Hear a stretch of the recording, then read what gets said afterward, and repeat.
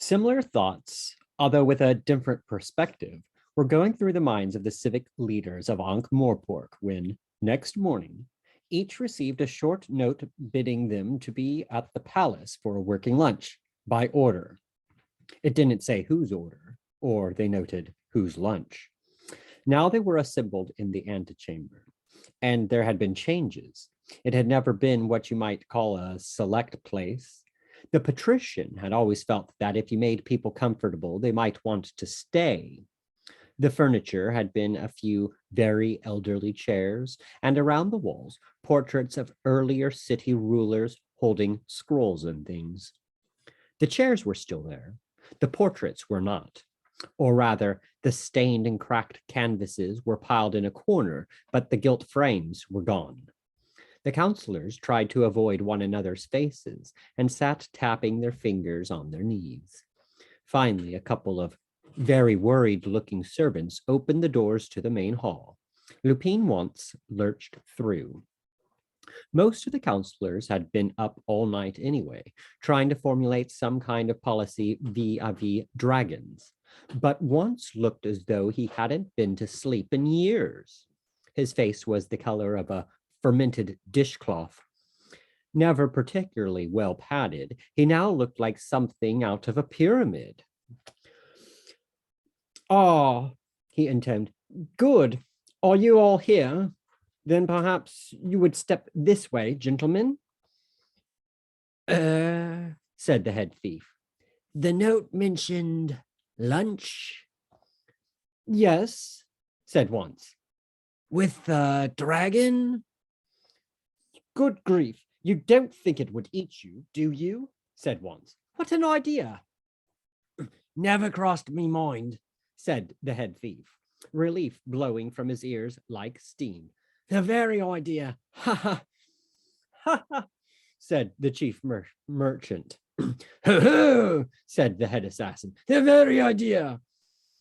"No, I expect you're all far too stringy," said Once. "Ha ha ha ha! Ho ho ho ho! Ha ha ha ha ha! Ho ho ho ho!" The temperature lowered by several degrees. "So, if you would kindly step this way." The great hall had changed. For one thing, it was a great deal greater. Several walls had been knocked into adjoining rooms, and the ceiling in several stories of upper rooms had been entirely removed. The floor was a mass of rubble, except in the middle of the room, which was a heap of gold. Well, gold-ish. It looked as though someone had scoured the place for anything that shone or glittered. There were the picture frames and the gold thread out of the tapestries, and silver and the occasional gem. There were also tureens from the kitchens, candlesticks, warming pans, fragments of mirror, sparkly stuff. The counselors were not in a position to pay much attention to this, however, because of what was hanging above their heads. It looked like the biggest badly rolled cigar in the universe, if the biggest badly rolled cigar in the universe was in the habit of hanging upside down. Two talons could be dimly seen gripping the dark rafters. Halfway between the glittering heap and the doorway, a small table had been laid. The counselors noted without much surprise that the familiar ancient silverware was missing. There were china plates and cutlery that looked as though it had been very recently been whittled from bits of wood. Once took a seat at the head of the table and nodded to the servants. "Please be seated, gentlemen," he said. "I am sorry things are a little different, but the king hopes you will bear with it until matters can be more suitably organized." Said the head merchant. "The king," repeated Once. His voice sounded one dribble away from madness. "Oh, right, the king, right," said the merchant.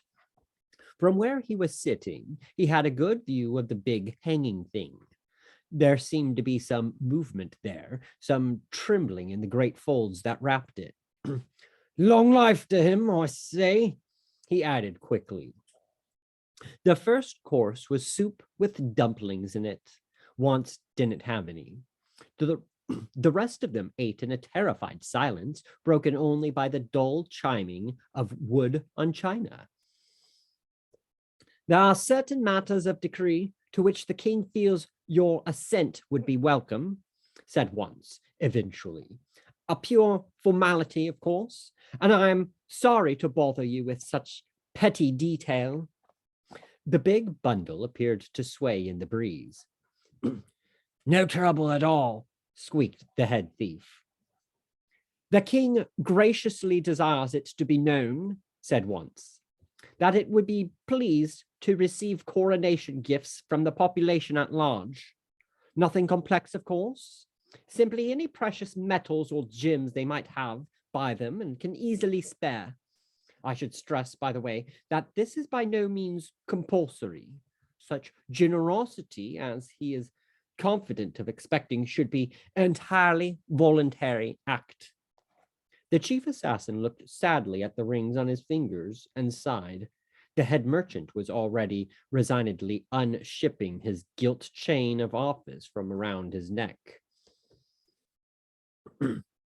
Why, gentlemen, said Once, this is most unexpected.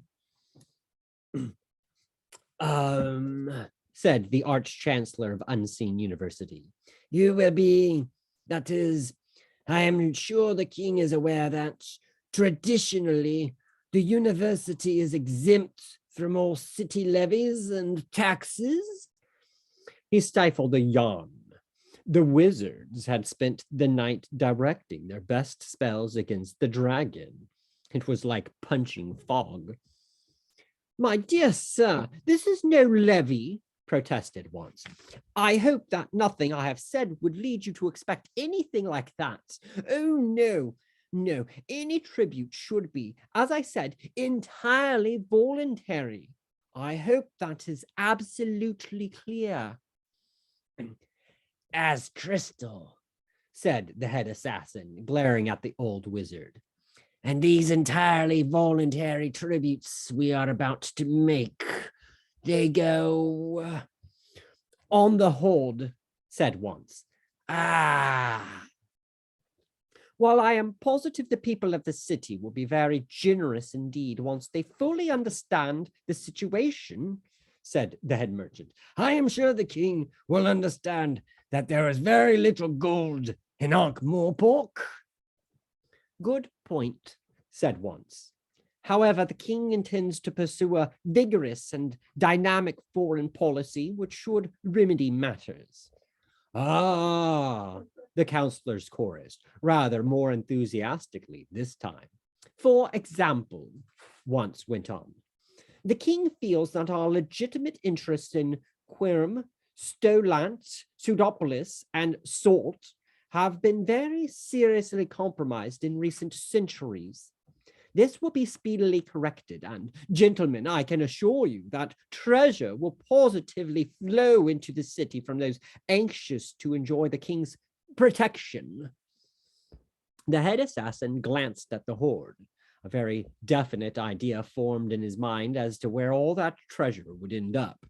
You had to admire the way dragons knew how to put the bite on. It was practically human. Oh, he said. Of course, there will probably be other acquisitions in the way of land, property, and so forth, and the king wishes it to be fully understood that loyal privy councillors will be richly rewarded. And, said the head assassin, who was beginning to feel that he had got a firm grip on the nature of the king's mental processes. No doubt the privy councillors, said Once, no doubt they will respond with even greater generosity in the matter of, for example, treasure. I am sure such considerations haven't crossed the king's mind, said Once, but the point is very well made. I thought it would be. The next course was fat pork, beans, and floury potatoes, more, as they couldn't help noticing, fattening food. Once had a glass of water. Which brings us on to a further matter of some delicacy, which I am sure that well-traveled, broad-minded gentlemen such as yourselves will have no difficulty in accepting, he said. The hand holding the glass was beginning to shake. I hope it will be also understood by the population at large, especially since the king will undoubtedly be able to contribute in so many ways to the well-being and defense of the city. For example, I am sure that the people will rest more contentedly in their beds, knowing that the king is tirelessly protecting them from harm. There can, however, be ridiculous ancient prejudices, which will only be eradicated by ceaseless work on the part of all men of goodwill. He paused and looked at them. The head assassin said later that he had looked into the eyes of many men who obviously were very near death, but he had never looked into eyes that were so clearly and unmistakably looking back at him from the slopes of hell. He hoped he would never, he said, ever have to look into eyes like that again. I am referring, said Once, each word coming slowly to the surface like bubbles in some quicksand, to the matter of the king's diets. There was a terrible silence. They heard the faint rustle of wings behind them, and the shadows in the corners of the hall grew darker and seemed to close in. Diet? Said the head thief in a hollow voice. Yes, said Once. His voice was almost a squeak. Sweat was dripping down his face. The head assassin had once heard the word rictus and wondered when you should use it correctly to describe someone's expression, and now he knew. That was what Once's face had become. It was the ghastly rictus of someone trying not to hear the words his own mouth was saying. We thought, said the head assassin very carefully, that the king, well, must have been arranging matters for himself over weeks. But poor stuff, you know, poor stuff. Stray animals and so forth, said Once, staring hard at the tabletop. Obviously, as king, such makeshifts are no longer appropriate. The silence grew and took on a texture. The counselors thought hard, especially about the meal they had just eaten. The arrival of a huge trifle with a lot of cream on it only served to concentrate their minds. Said the head merchant. How often is the king hungry? All the time, said Once, but it eats once a month. It is really a ceremonial occasion. Of course, said the head merchant. It would be. And, said the head assassin, when did the king last eat? I'm sorry to say it hasn't eaten properly ever since it came here, said Once.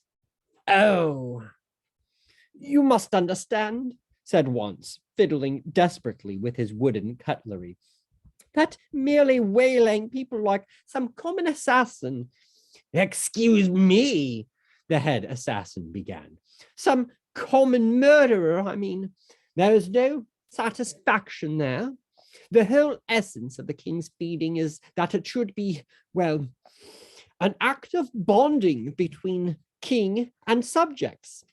It is perhaps a living allegory, reinforcing the close links between the crown and the community, he added. The precise nature of the meal, the head thief began, almost choking on the words. Are we talking about young maidens here? Sheer prejudice, said Once. The age is immaterial. Marital status is, of course, of importance, and social class, something to do with flavor, I believe. He leaned forward, and now his voice was pain-filled and urgent, and they felt genuinely his own for the first time. "Please consider it," he hissed. "After all, just one a month, in exchange for so much. The families of people of use to the king, privy councillors such as yourselves, would not, of course, even be considered. And when you think of all the alternatives..." They didn't think about all the alternatives. It was enough to think about just one of them. The silence purred at them as Once talked. They avoided one another's faces for fear of what they might see mirrored there. Each man thought, one of the others is bound to say something soon, some protest, and then all murmur agreement, not actually say anything. I'm not as stupid as that, but definitely murmur very firmly so that the others will be in no doubt that I thoroughly disapprove. Because at a time like this, it behooves all decent men to nearly stand up and be almost heard. But no one said anything. The cowards, each man thought. And no one touched the pudding or the brick-thick chocolate mince served afterward. They just listened in flushed, gloomy horror as Once's voice droned on, and when they were dismissed, they tried to leave as separately as possible so that they didn't have to talk to one another. Except for the head merchant, that is. He found himself leaving the palace with the chief assassin, and they strolled side by side, minds racing. The chief merchant tried to look on the bright side. He was one of those men who organize sing-songs when things go drastically wrong. Well, he said. "So we're privy councillors now. Just fancy." Said the assassin. "I wonder what's the difference between ordinary councillors and privy councillors," wondered the merchant aloud. The assassin scowled at him. "I think," he said, "it is because you're expected to eat shit." He turned to glare back on his feet again. What kept going through his mind were Once's last words as he shook the secretary's limp hand. He wondered if anyone else had heard them. Unlikely. They'd been a shape rather than a sound. Once had simply moved his lips around them while staring fixedly at the assassin's moon-tanned face. Help me. The assassin shivered. Why him? As far as he could see, there was only one kind of help he was qualified to give, and very few people ever asked it for themselves. In fact, they usually paid large sums for it to be given as a surprise present to other people. He wondered what was happening to Once that made any alternative seem better. Wow. Once sat alone in the dark, ruined hall, waiting. He could try running, but it'd find him again. It'd always be able to find him. It could smell his mind. Or it would flame him. That was worse, just like the brethren. Perhaps it was an instantaneous death. It looked an instantaneous death, but Once lay awake at night wondering whether those last microseconds somehow stretched to a subjective, white-hot eternity. Every tiny part of your body a mere smear of plasma, and you there alive in the middle of it all. Not you. I would not flame you. It wasn't telepathy. As far as Once had always understood it, telepathy was like hearing a voice in your head. This was like hearing a voice in your body. His whole nervous system twanged to it like a bow. Rise. Once jerked to his feet, overturning the chair and banging his legs on the table. When that voice spoke, he had as much control over his body as water had over gravity. Come. Once lurched across the floor. The wings unfolded slowly with the occasional creak until they filled the hall from side to side. The tip of one smashed a window and stuck out into the afternoon air. The dragon slowly, sensually stretched out its neck and yawned. When it had finished, it brought its head around until it was a few inches in front of Once's face. What does voluntary mean? It means doing something of your own free will, said Once. But they have no free will. They will increase my horde, or I will flame them. Once gulped. Yes, he said, but you mustn't.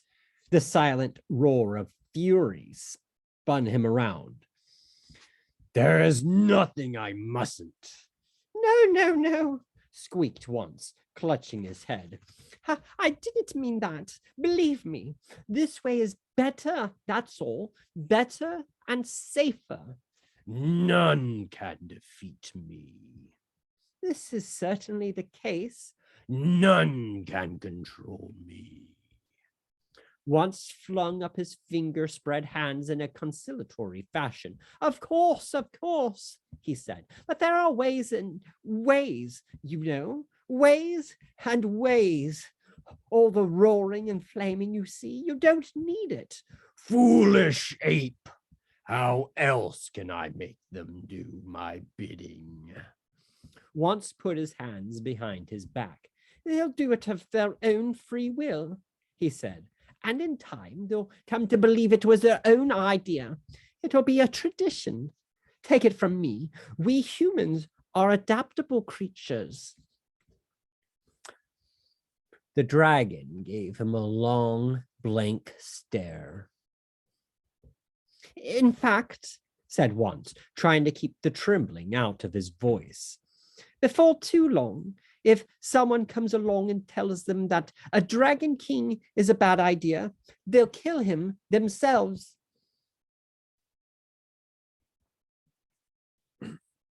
The dragon blinked. For the first time Once could remember, it seemed uncertain. I know people, you see, said Once simply. The dragon continued to pin him with its gaze. If you are lying, it thought eventually. You know I can't, not to you. And they really act like this. Oh, yes, all the time. It's a basic human trait. Once knew the dragon could read at least the upper levels of his mind. They resonated in terrible harmony, and he could see the mighty thoughts behind the eyes in front of him. The dragon was horrified. I'm sorry, said Once weakly. That's just how we are. It's all to do with survival, I think. There will be no mighty warriors sent to kill me, it thought almost plaintively. I don't think so. No heroes. Not anymore. They cost too much. But I will be eating people, Once whimpered. He felt the sensation of the dragon rummaging around in his mind, trying to find a clue to understanding.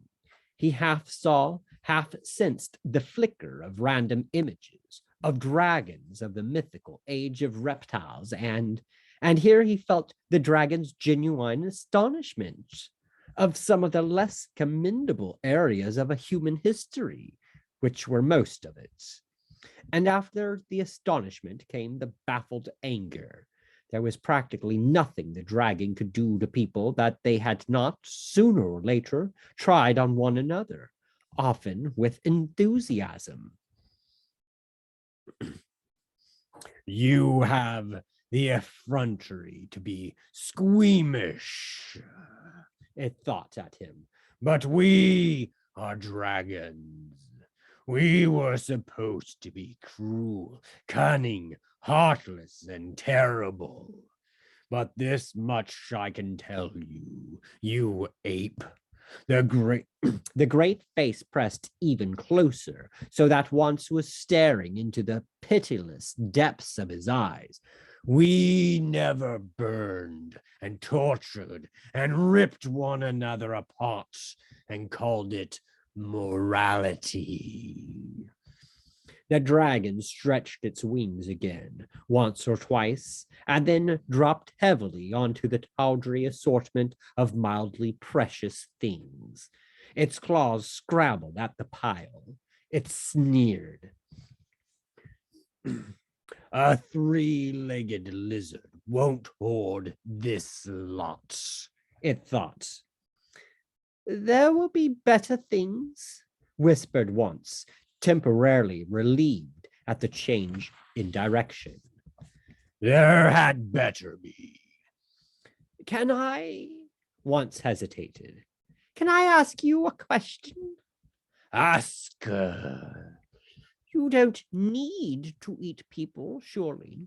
I think that's the only problem from people's point of view, you see? He added, his voice speeding up to a gabble. The treasure and everything, that doesn't have to be a problem, but if it's just a matter of, well, protein, then perhaps it has occurred to a powerful intellect such as your own that something less controversial like a cow might. The dragon breathed a horizontal streak of fire that calcined the opposite wall. Need, It roared when the sound had died away. You talk to me of need. Isn't it the tradition that the finest flower of womanhood should be sent to the dragon to ensure peace and prosperity? But you see, we have always been moderately peaceful and reasonably prosperous. Do you want this state of affairs to continue? The force of the thought drove Once to his knees. Of course, he managed. The dragon stretched its claws luxuriantly. Then the need is not mine. It is yours, it thought. Now get out of my sight. Once sagged as it left his mind.